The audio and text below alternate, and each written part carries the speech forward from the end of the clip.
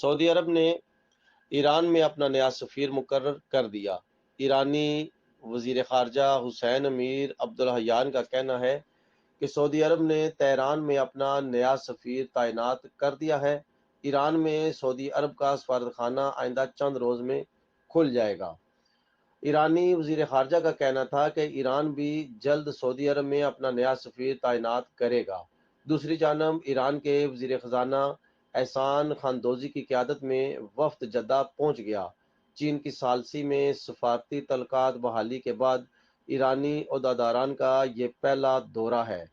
خیال رہے کہ کئی برسوں کی کشیدگی کے بعد چین کی ثالثی میں ایران اور سعودی عرب کے درمیان تعلقات میں بہتری آ رہی ہے۔ 10 مارچ کو طے پانے والے معاہدے کی شرائط کے اندر دونوں ممالک نے 2 ماہ کے اندر نئے سفیروں کی تعیناتی اور اپنے سفارتخانے دوبارہ کھولنے پر اتفاق کیا ہے۔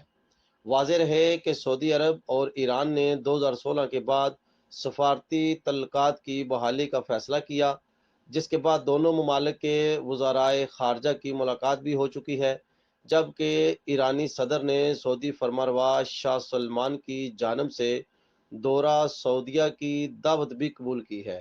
مطلوب گجر، BBC 5 لندن۔ سعودی عرب نے ایران میں